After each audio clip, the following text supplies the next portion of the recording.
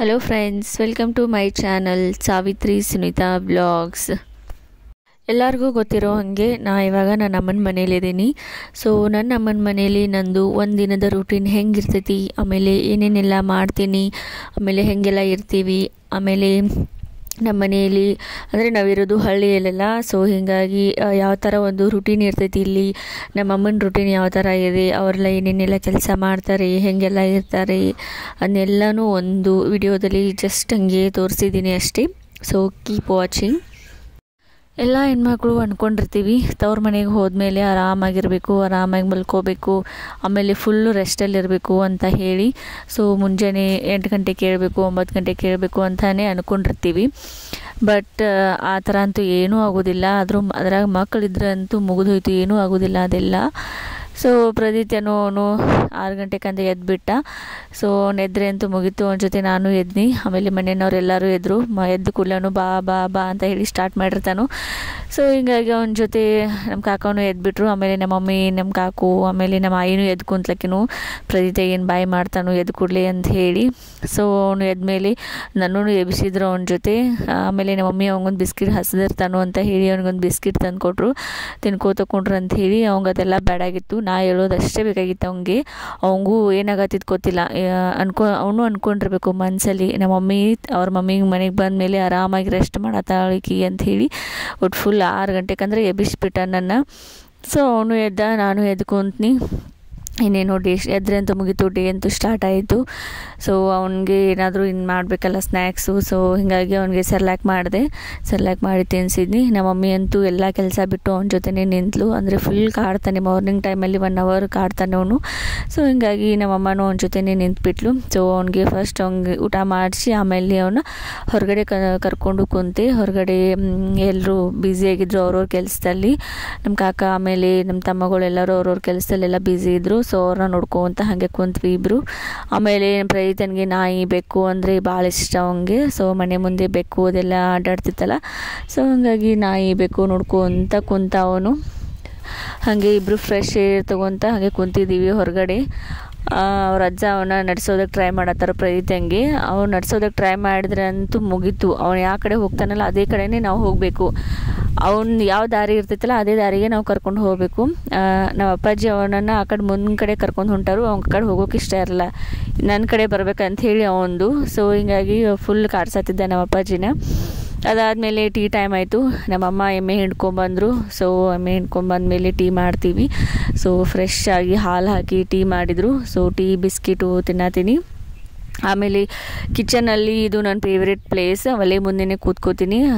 ನಮ್ಮ ಮನೆಯಲ್ಲಿ ಇನ್ನೂ ನಾವು ಒಲೆ ಮೇಲೇ ಅಡುಗೆ ಮಾಡ್ತೀವಿ. ಕೆಲವೊಂದು ಐಟಮ್ಸ್ ಎಲ್ಲ ಒಲೆನೇ ಹಚ್ಚಿ ಅಡುಗೆ ಮಾಡ್ತೀವಿ. ಸೊ ಹೀಗಾಗಿ ನನ್ನ ಅಡುಗೆ ಮನೇಲಿ ಅದೊಂದು ಫೇವ್ರೆಟ್ ಪ್ಲೇಸ್ ನನಗೆ. ಸೊ ಅಲ್ಲೇ ಕೂತ್ಕೊಂಡು ಟೀ ಕುಡಿದೆ. ಆಮೇಲೆ ನಾನು ಪ್ರದೀತ ಎದ್ದು ಸ್ನಾನ ಮಾಡ್ಕೊಂಡ್ಬಂದ್ವಿ. ನಮ್ಮದು ಜಳಕ ಆಯಿತು. ಪೇಯ ಚಿಕ್ಕಿ ಏನೋ ಕೆಲಸ ಮಾಡತ್ತಾಳು, ಬಾಂಡೆ ತಿಕ್ಕತ್ತಾಳು. ಏನು ಮಾಡತಿ? ಕ್ಲೀನಿಂಗು, ಕೂಡ್ಸೋದು ಕಳೆಯೋದು. ನಮ್ಮ ಅಮ್ಮನ ಡೈಲಾಗ್ ಅದು, ಕೆಲಸ ಅಂದರೆ ಕೂಡ್ಸೋದು ಕಳೆಯೋದು. ಜಗಳ ಗಂಟೆ ಮೊಮ್ಮಗನ ಜೊತೆ ಎಷ್ಟೊತ್ತಕ್ಕ ಇದೇ ಆಯಿತು. ನಮ್ಮ ಅಡುಗೆ ಮನೆಯಾಗ ಕಾತ್ಲು ಬರೋದೈತಿ, ಏನೂ ಕಾಣಿಸ್ತಿಲ್ಲ ಸರಿಯಾಗಿ. ಇದೊಂದು ಬರೀ ಕೊಯ್ ಕೊಯ್ ಕೊಯ್ ಕೊಯ್ ಅದಕ್ಕೆ ಬರೀ ಹೆಂಗಪ್ರದು. ಆಮೇಲೆ ನಮ್ಮಮ್ಮ ಕುಡಿಯೋದಕ್ಕಂತ ಹೇಳಿ ಆಳ್ವಿ ಮಾಡಿಕೊಟ್ರು. ಇದನ್ನ ಕುಡಿದ್ರೆ ಸ್ಟ್ರಾಂಗ್ ಆಗ್ತಾರೆ ಅಂಥೇಳಿ ಬೆಳಗ್ಗೆ ಟೈಮಲ್ಲಿ ಅವರು ಆಳ್ವಿ ಮಾಡ್ಕೋತಾರೆ ಕುಡಿಯೋಕ್ಕಂಥೇಳಿ. ಸೊ ನನಗೂ ಹಾಕೊಟ್ಲು ನಮ್ಮ ಮಮ್ಮಿ, ಕುಡಿ ಇದನ್ನ ಅಂತ ಹೇಳಿ. ಸೊ ಒಂಥರ ಸ್ಮೆಲ್ ಇರ್ತೈತಿ, ಬಟ್ ಆದ್ರೂ ಚಲೋ ಇರ್ತೈತಿ ಕುಡಿಯೋಕೆ ಕೊಡೋದೆ. ಆಮೇಲೆ ಪ್ರದೀತನಿಗೆ ಫಸ್ಟ್ ಟೈಮ್ ನಾನು ಗೊಂಜಾಳ ರೊಟ್ಟಿ ತಿನ್ಸತೀನಿ. ಸೊ ಇವತ್ತಿನ ಪ್ರದೀತನ ಬ್ರೇಕ್ಫಾಸ್ಟ್ ಇದೆ ರೊಟ್ಟಿ, ಆಮೇಲೆ ಸಾಂಬಾರು, ಮೊಸರು, ನುಗ್ಗೆಕಾಯಿ ಸಾಂಬಾರು ಮಾಡಿದರು. ಸೊ ಪ್ರದೀತ ತಿಂತಾನೋ ಎಲ್ಲೋ ಡೌಟ್ ಇತ್ತು. ಸೊ ಟ್ರೈ ಮಾಡತ್ತೀನಿ ತಿಂತಾನೆಲ್ಲೋ ಅಂತ ಹೇಳಿ. ನೋಡೋಣ ಗೊಂಜಾಳ ರೊಟ್ಟಿಗೆ ಅವನು ಫ್ಯಾನ್ ಆಗ್ತಾನ ಅಥವಾ ಇಲ್ಲ ಅಂತ ಹೇಳಿ. ಸೊ ಅವ್ನು ಸ್ವಲ್ಪ ತಿಂದ. ಆಮೇಲೆ ಅವ್ನಿಗೆ ಇಷ್ಟ ಆಗಲಿಲ್ಲ. ಅಂದರೆ ಸ್ವಲ್ಪ ರಫ್ ಇರ್ತೈತಲ್ಲ ಗೊಂಜಾಳ ರೊಟ್ಟಿ, ತಿನ್ನಿಸೋದು ಬೇಡ ಅಂತ ಹೇಳಿ ಜಾಸ್ತಿ ತಿನ್ನಿಸ್ತಿಲ್ಲ. ಅವ್ನು ಸ್ವಲ್ಪ ತಿನ್ನಿಸಿದ್ನಿ ಅಷ್ಟೇ. ನಮ್ಮಮ್ಮ ಅಂತೂ ರೊಟ್ಟಿ ಮಾಡತ್ತಿದ್ರು. ಅವ್ರದ್ದು ಬೆಳಗ್ಗೆ ಡ್ಯೂಟಿ ರೊಟ್ಟಿ ಮಾಡೋದು. ನಮ್ಮ ಕಡೆ ಎಲ್ಲ ಬೆಳಗ್ಗೆ ಗೊಂಜಾಳ ರೊಟ್ಟಿ ಮಾಡಿಟ್ರೆ ಮುಗೀತು. ಒಂದು ಬುಟ್ಟಿಯಷ್ಟು ಗೊಂಜಾಳ ರೊಟ್ಟಿ ಮಾಡಿರ್ತಾರೆ. ಅದೇ ಫುಲ್ ಡೇ ಎಲ್ಲ ಅದೇ ಆಗುತ್ತೆ. ಮತ್ತು ಮಧ್ಯಾಹ್ನ ಬೇಕಾದರೆ ಏನಾದ್ರು ಮಾಡ್ಕೊಂಡಿರ್ತೀವಿ ಸ್ಪೆಷಲ್ಲಾಗಿ. ಬಟ್ ರೊಟ್ಟಿ ಅಂತೂ ಫಿಕ್ಸ್ ಮನೆಯಲ್ಲಿ, ಅದೊಂದಂತೂ ಬೇಕು. ಸೊ ಅದಾದಮೇಲೆ ಟಿಫಿನ್ ಎಲ್ಲ ಮಾಡಿ ಅದಾದಮೇಲೆ ಪೂಜೆ ಮಾಡತ್ತೀನಿ. ಪೂಜೆ ಮಾಡಿರಲಿಲ್ಲ ಇನ್ನು ಮನೆಯಲ್ಲಿ, ನಮ್ಮಮ್ಮನ ಕೆಲಸ ಜಾಸ್ತಿ ಇತ್ತಂತ ಹೇಳಿ ಅವರು ಪೂಜೆ ಬಿಟ್ಟರು, ಮಾರ್ನಿಂಗ್ ಮಾಡಲಿಲ್ಲ, ನೀನೇ ಮಾಡಂತ ಹೇಳಿದ್ರು ನನಗೆ. ಸೊ ಹೀಗಾಗಿ ನನಗೂ ಹಸಿವಾಗಿತ್ತಲ್ಲ, ಹೀಗಾಗಿ ಊಟ ಮಾಡಿ ಅದಾದಮೇಲೆ ಪೂಜೆ ಮಾಡತ್ತೀನಿ. ಪ್ರಜಿತನು ಇದ್ದ ನನ್ನ ಜೊತೆ, ಅವನು ಕರ್ಕೊಂಡು ಕೆಲಸ ಮಾಡೋದಂದರೆ ಯಾವುದೂ ಕೆಲಸ ಆಗೋದಿಲ್ಲ. ಸೊ ಹಾಗೆ ಅವನ ಕರ್ಕೊಂಡು ಆಟ ಆಡಿಸ್ಕೊಂಡು ದೇವ್ರ ಪೂಜೆನ ಮಾಡೋದಿದ್ನಿ. ಆಮೇಲೆ ನಾವು ಹೂ ಹರಿಯೋದು ನೋಡೋದಂದರೆ ಅವ್ನಿಗೆ ಇಷ್ಟ. ಸೊ ಹೀಗಾಗಿ ಅವನಿಗೂ ಒಂದೆರಡು ಹೂ ಹರ್ಕೊಟ್ಟೆ, ಅದ್ರ ಜೊತೆ ಆಟ ಆಡ್ಕೋತ ನಿಂತಿದ್ದ. ಸೊ ಇಷ್ಟೊಂದು ಹೂ ಹರ್ಕೊಂಡೆ, ಇಷ್ಟೇ ಸಾಕು ಇವತ್ತು ದೇವ್ರಿಗೆ ಏರ್ಸೋದಕ್ಕೆ ಅಂತ ಹೇಳಿ. ಆಮೇಲೆ ಪ್ರದೀಪ್ತನಿಗೆ ಅವನಿಗೆ ರೂಢಿ ಇಲ್ಲ, ಈ ಥರ ಜೋಳಿಗೆಯಲ್ಲಿ ಹಾಕಿ ಮಲಗಿಸೋದು ರೂಢಿನೇ ಇಲ್ಲ ಇವಾಗ ಅವನಿಗೆ. ಯಾವಾಗ ಹೈದರಾಬಾದ್ಗೆ ಹೋಗಿದ್ದೀನಿ ಅವಾಗಿಂದ ಅವ್ನು ಜೋಳಿಗೆನೇ ಹಾಕಿ ಮಲಗಿಸಿಲ್ಲ. ಸೊ ನಮ್ಮಮ್ಮ ಇನ್ನು ರೂಢಿ ತಪ್ಪಿಸಿದೀಯಾ, ಇದ್ರೇ ಆರಾಮಾಗಿ ಮಲ್ಕೋತಾರೆ ಹುಡುಗರು ಅಂತ ಹೇಳಿ ಕಾಲು ಹೊರಗೆ ಬಂದ ಮಮ್ಮಿ. ಮತ್ತೆ ನಮ್ಮಮ್ಮಿ ಜೋಳಿಗೆ ಕಟ್ಟಿ ಅವನಿಗೆ ರೂಢಿ ಮಾಡತ್ತಾರ ಇದನ್ನ. ಸೊ ಮನ್ಕೊಳ್ಳಿ ಆರಾಮಾಗಿ, ಅವಂಗೊಂಥರ ಹೊಸ ಎಕ್ಸ್ಪೀರಿಯನ್ಸ್ ಅನ್ಸತೈತಿ. ಫುಲ್ ದನಿಗೆ ಹಾಕೋ ಚೀರ್ಕೊ ಅಂತ ಮಣ್ಕೊಂಡನು. ಸೊ ದೇವ್ರ ಪೂಜೆ ಎಲ್ಲ ಮಾಡಿದ್ನಿ. ಆಮೇಲೆ ಮಧ್ಯಾಹ್ನ ಟೈಮಲ್ಲಿ ನಮ್ಮಮ್ಮ ಸಜ್ಕ ಮಾಡಿದ್ಲು. ಭಾಳ ದಿನ ಆಗಿತ್ತು ಆ್ಯಕ್ಚುಲಿ ಸಜ್ಕ ತಿಂದು. ಸಜ್ಕ ಆಮೇಲೆ ಹಾಲು ತಿಂದೆ. ಸಂಡಿಗೆ ಕರೆದಿರಲಿಲ್ಲ, ಯಾಕಂದರೆ ಇವಾಗ ನಮ್ಮೂರಾಗ ವಾರ ಹಿಡ್ದಾರು, ಮಂಗಳವಾರ ಶುಕ್ರವಾರ ವಾರ ಹಿಡ್ದಾರು. ಸೊ ಹೀಗಾಗಿ 15 ಡೇಸ್ ಎಲ್ಲ ನಾವು ಏನು ಮಾಡ್ತೀವಿ, ಏನೂ ಕರೆದಿದ್ದ ಐಟಮ್ಸ್ ಏನೂ ಮಾಡಲ್ಲ ಮನೆಯಲ್ಲಿ. ಹೀಗಾಗಿ ಸಂಡಿಗೆ ಅದು ಏನು ಕರೀಲಿಲ್ಲ, ಜಸ್ಟ್ ಸಜ್ಕ ಹಾಲು ತುಪ್ಪ ಅಷ್ಟೇ ತಿಂದು. ನಮ್ಮ ಮಮ್ಮಿ ಸಾಯಂಕಾಲ ಸ್ನ್ಯಾಕ್ಸ್ ಅಂತ ಹೇಳಿ ಇವಾಗಲೇ ಇದು ಮಾಡತ್ತಾರು, ಸ್ವೀಟ್ ಕಾರ್ನನ್ನು ಉಳಿಸಿ ಇಡತ್ತಿದ್ರು. ಆಮೇಲೆ ನಮ್ಮ ಮನೆ ಮುಂದೆ ಈ ಥರ ಎಲ್ಲನೂ ಒಣಗಿ ಹಾಕಿದ್ದೀವಿ. ಹಳ್ಳಿ ಮನೆಯಲ್ಲಿ ಈ ಥರ ನೋಡೋದೇ ಒಂಥರ ಚಂದ ಅಲ್ಲ. ಎಲ್ಲರ ಮನೆ ಮುಂದೆನೂ ಏನಾದರೂ ಒಂದು ಐಟಮ್ ಒಣಗಿ ಹಾಕೋಕ್ಕಿಟ್ಟೇ ಇರ್ತಾರೆ.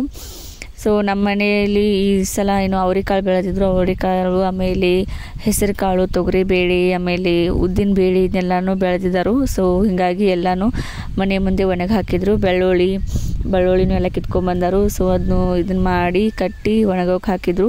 ಒಂಥರ ನೋಡೋದನ್ನ ಒಂಥರ ಚೆಂದ ಅನ್ಸತ್ತಿತ್ತು. ಮನೆ ಮುಂದೆ ಎಲ್ಲ ಥರನೂ ಒಣಗಿ ಹಾಕಿದ್ರು.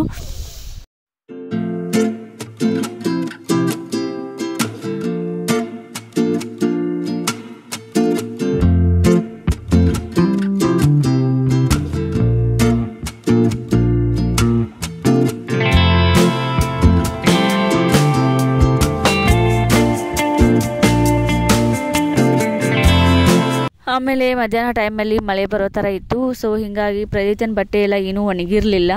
ಹೀಗಾಗಿ ಅವ್ನ ಬಟ್ಟೆ ಎಲ್ಲ ವಾಪಸ್ ತೆಗೆದು ಹಾಕತ್ತಿದ್ನಿ. ಮೇಲಿನ ಸೈಡ್ ಎಲ್ಲ ಒಣಗಿದ್ದು, ಒಳಗಿನ ಸೈಡ್ ಇನ್ನೂ ಅಷ್ಟೊಂದು ಚೆಂದಾಗಿ ಒಣಗಿರಲಿಲ್ಲ. ಸೊ ಹೀಗಾಗಿ ಎಲ್ಲ ವಾಪಸ್ ಬಟ್ಟೆ ಎಲ್ಲ ಉಲ್ಟಾ ತಿರುಗಿಸಿ ಒಣಗೋಕೆ ಹಾಕತ್ತಿದ್ನಿ. ಬಟ್ ಅಷ್ಟರಲ್ಲಿ ಮಳೆ ಬರೋದಕ್ಕೆ ಸ್ಟಾರ್ಟ್ ಆಯಿತು. ಸೊ ಹೀಗಾಗಿ ಬೇಡ ಅಂತ ಹೇಳಿ ಎಲ್ಲ ತೆಗೆದು ಒಳಗಡೆನೇ ಒಣಗಿ ಹಾಕಿದ್ನಿ ಪ್ರದೀಪ್ತನ ಬಟ್ಟೆನೆಲ್ಲನೂ. ಒಂಥರ ಡಬಲ್ ಕೆಲಸ ಬಿದ್ದಂಗೆ ಆಯಿತು ನನಗಂತೂ. ಈ ಮಳೆಗಾಲದಲ್ಲಿ ಬಟ್ಟೆ ಒಣಗಿಸೋದು ಒಂದು ದೊಡ್ಡ ಚಿಂತೆ. ನಮ್ಮ ಬಟ್ಟೆ ಒಣಗಲಿಲ್ಲ ಅಂದರೆ ನಡೆಯುತ್ತೆ, ಏನಾದರೂ ಒಂದು ಅಡ್ಜಸ್ಟ್ ಮಾಡಿ ಹಾಕ್ಕೊಳ್ತೀವಿ. ಬಟ್ ಸಣ್ಣ ಹುಡುಗರು ಡ್ರೆಸ್ ಒಣಗಲಿಲ್ಲ ಅಂದರೆ ಒಂದು ದೊಡ್ಡ ಚಿಂತೆ, ಅವ್ನು ಒಣಗಿಸೋದೇ ಒಂದು ದೊಡ್ಡ ಚಿಂತೆ ಆಗಿಬಿಡುತ್ತೆ ನನಗಂತೂ. ಆಮೇಲೆ ಇದು ಗೌರಿ ಗಿಡ ಎಲ್ಲ ಬೀಜ ಬಿಟ್ಟಿದ್ದು, ಗೌರಿ ಹಬ್ಬ ಮುಗೀತಲ್ಲ. ಸೊ ಗೌರಿ ಹೂ ಎಲ್ಲನೂ ಬೀಜ ಆಗಿದವು. ಸೊ ನಾವು ಸಣ್ಣ ವಯಸ್ಸಿನಾಗಿದ್ದಾಗ ಎಲ್ಲ ಈ ಥರ ಮಾಡಿ ಎಲ್ಲ ಇದನ್ನು ಮಾಡ್ತಿದ್ವಿ. ಇದೊಂಥರ ಮಾಡೋಕ್ಕೆ ಚೆಂದ ಅನ್ನಿಸ್ತೈತಿ ಫುಲ್. ಸೊ ಏನು ಬೀಜ ಇರ್ತಲ್ಲ, ಒಂದು ಸ್ವಲ್ಪ ಪ್ರೆಸ್ ಮಾಡಿದರೆ ಸಾಕು, ಒಳಗಿನ ಕಾಳೆಲ್ಲ ಹೊರಗೆ ಬರ್ತಾವೆ. ಒಂಥರ ಕೈಯಲ್ಲಿ ಏನೋ ಒಂಥರ ಇದ್ರಗತೆ ಆಗುತ್ತೆ, ಸ್ಪಂಜ್ ಥರ. ಸೊ ಹೀಗಾಗಿ ಅದು ಮಾಡೋದೇ ಒಂಥರ ಚೆಂದ. ಅದನ್ನ ಹಾಗೆ ಮಾಡ್ತಾ ಹಾಗೆ ನಿಂತ್ಕೊಂಡಿದ್ನಿ ಅಲ್ಲೇ ಎಲ್ಲ ನೋಡ್ಕೊತ ಏನೇನು ಹೂವಿನ ಗಿಡ ಹಚ್ಚಿದಾರು ಅಂತ ಹೇಳಿ. ಗೌರಿ ಗಿಡ, ಆಮೇಲೆ ದಾಸವಾಳ ಹೂವಿನ ಗಿಡ, ಆಮೇಲೆ ಶಂಖಪುಷ್ಪ ಹೂವು, ಆಮೇಲೆ ತುಳಸಿ ಗಿಡ ಎಷ್ಟು ಚೆಂದ ಸಿಗ್ತೈತೆ ನೋಡ್ರಿ ತುಳಸಿ ಗಿಡ. ನಾನು ಹೈದರಾಬಾದಲ್ಲಿ ಹಾಕಿದ್ದೀನಿ, ಜಸ್ಟ್ ಇವಾಗ ಒಂದೊಂದು ಎಲೆಗಳಾಗತ್ತವಷ್ಟೇ. ಅದನ್ನ ತೆಗೆದು ಇನ್ನೂ ಫಾಟಲ್ಲಿ ಹಾಕಿಲ್ಲ. ಸೊ ಇನ್ನೂ ಫಾಟಲ್ಲಿ ಹಾಕಿ ಚೆಂದಾಗಿ ಬೆಳೆಸ್ಬೇಕು ಅದನ್ನ. ಇದೆಷ್ಟು ಚೆಂದ ಬೆಳೆದೈತೆ ನೋಡ್ರಿ ಮನೆ ಮುಂದೆ ಇರುವಂಥ ತುಳಸಿ ಗಿಡ. ಆಮೇಲೆ ಮಳೆ ಬರೋಗೆ ಆಯಿತು ಅಂತ ಹೇಳಿದ್ನಲ್ಲ. ಸೊ ಹೀಗಾಗಿ ಹೊರಗಡೆ ಒಣಗಿ ಹಾಕಿದ್ದು ಎಲ್ಲನೂ ತೆಗೆದಿಡತ್ತಾರು ನಮ್ಮ ಇಟ್ಟೆಲ್ಲ, ಆಮೇಲೆ ನಮ್ಮ ಶ್ರೀಧರ್ ತಮ್ಮ ಇಬ್ಬರು. ಸೊ ಎಲ್ಲನೂ ಒಳಗಡೆ ತೆಗೆದಿಟ್ರು. ಸೊ ಮಧ್ಯಾಹ್ನ ತನಕ ಅಷ್ಟೇ ಎಲ್ಲನೂ ಒಣಗಿಸಿದ್ರು. ಆಮೇಲೆ ಮಳೆ ಬಂತಲ್ಲ ಎಲ್ಲ ತೆಗೆದಿಟ್ರು. ಇವನ್ನೆಲ್ಲ ಒಣಗಿಸೋದು ಏನಿಲ್ಲ ಅಂದ್ರೆ 1 ವಾರ ಆಗುತ್ತೆ ಇವ್ರಿಗೆ. ಎಲ್ಲನೂ ಹೊರಗಡೆ ಇಡೋದು, ಒಣಗಿಸೋದು, ಮತ್ತು ಒಳಗೆ ತೆಗೆದಿಡೋದು, ಇದೇ ಆಗುತ್ತೆ ಇವ್ರ ಕೆಲಸ. ಸೊ ಅಷ್ಟರಲ್ಲಿ ಪ್ರದೀಪ್ ಎದ್ದ, ಮಲ್ಕೊಂಡಿದ್ದ ಮಧ್ಯಾಹ್ನ. ಇಲ್ಲಿ ಬಂದಮೇಲೆ ಮಧ್ಯಾಹ್ನ ಒಂದು 3 ತಾಸು ಮಲ್ಕೊಳ್ಳೋದು ರೂಢಿ ಮಾಡ್ಕೊಂಡನು. ಸೊ ಮಲ್ಕೊಂಡಿದ್ದ, ಇವಾಗ ಎದ್ದು ಫುಲ್ ಫ್ರೆಶ್ ಆಗಿದನು. ಎಲ್ಲರೂ ನೋಡಿ ನಗಾತ ನೋಡ್ರಿ. ಆಮೇಲೆ ಅವನಿಗೆ ತಿನ್ನಕ್ಕಂತ ಹೇಳಿ ಉಪ್ಪಿಟ್ಟು ಮಾಡಿದೆ ಒಂದು ಸ್ವಲ್ಪ. ಸೊ ಉಪ್ಪಿಟ್ಟು ಆಮೇಲೆ ಮೊಸರು ತಿನ್ನಿಸಿದ್ನಿ. ಮಧ್ಯಾಹ್ನ ಅಷ್ಟು ಚೆನ್ನಾಗಿ ಊಟ ಮಾಡಿರಲಿಲ್ಲ, ಬೇಗ ಮಲ್ಕೊಂಡಿದ್ದ. ಸೊ ಹೀಗಾಗಿ ಉಪ್ಪಿಟ್ಟು ಆಮೇಲೆ ಮೊಸರು ತಿನ್ನಿಸಿದ್ನಿ. ಅವನಿಗೆ ನಾಯಿ ನೋಡೋದೊಂದು ಇಷ್ಟ. ಸೊ ಕಟ್ಟೆ ಮೇಲೆ ನಾಯಿನ ಕರ್ಕೊಂಡು ಅದನ್ನ ಕುಣಿಸ್ಕೊಂಡು ಆಮೇಲೆ ಅವನಿಗೆ ಇಲ್ಲಿ ಉಪ್ಪಿಟ್ಟು ತಿನ್ಸತ್ತೀನಿ. ನಮ್ಮಮ್ಮ ಕರ್ಕೊಂಬಂದ್ರೆ ನೋಡೋಣ ಅವ್ಗೆ ಏನಾದ್ರು ತಿನ್ನಿಸು ಅಂತ ಹೇಳಿ ಮುಂದೆ ನಾಯಿ ಕುಣಿಸ್ಕೊಂಡು ಅವನಿಗೆ ಏನಾದ್ರು ತಿನ್ನಿಸ್ಬೇಕು. ಆಮೇಲೆ ಸಾಯಂಕಾಲ ಟೈಮಲ್ಲಿ ಇಲ್ಲಿ ಕಾರವಾರ ಮಾಡತ್ತ ನೋಡ್ರಿ ಫುಲ್ ಅವ್ರನ್ನ ಹಾಲ ನಾನು ಸ್ಕೆಚ್ ಪೆನ್ ಅದಾವು. ಸೊ ಸ್ಕೆಚ್ ಪೆನ್ ತೊಗೊಂಡು ಮೂಡ್ಸೋದು ಎಲ್ಲ ಕಾರವಾರ ಮಾಡತ್ತನು. ಅವ್ನಿಗೆ ಏನಾದರೂ ಒಂದು ಕೆಲಸ ಹಚ್ಚಿದ್ರೇ ಆರಾಮಿರ್ತಾನವ, ಇಲ್ಲ ಅಂತ ಅಂದರೆ ಎಲ್ಲರೂ ಭಾಳ ಕೆಟ್ಟ ಕಾಡಿಸ್ತಾನು. ಸೊ ಹೀಗಾಗಿ ಅವ್ನ ಕೈಯಾಗ ಒಂದು ಏನಾರು ಒಂದು ಕೊಟ್ಟು ಕುಣಿಸಿರ್ತೀನಿ, ಅವನ್ನ ಏನಾದ್ರು ಒಂದು ಕಾರವಾರ ಮಾಡ್ತಾನಂಥೇಳಿ.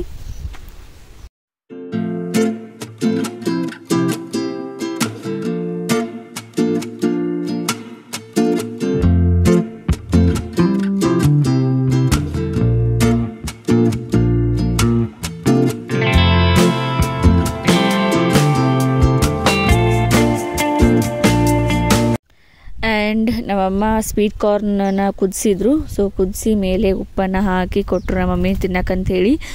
ಮಳೆ ಬರತೈತಿ ಸಣ್ಣಂಗೆ ಜಿಟಿ ಜಿಟಿ ಮಳೆಯಲ್ಲಿ ಈ ಥರ ಸ್ವೀಟ್ ಕಾರ್ನ್ ಬಿಸಿ ಬಿಸಿ ಸ್ವೀಟ್ ಕಾರ್ನನ್ನು ತಿಂತ ಕುಂತ್ರೆ ಒಂಥರ ಫುಲ್ ಮಜಾ ಬರತ್ತಿತ್ತು. ಸೊ ಪ್ರದೀತನು ಅವನಿಗೂ ಸ್ವೀಟ್ ಕಾರ್ನ್ ಅಂದರೆ ಇಷ್ಟ ಆಗಿತ್ತು ಈಗ.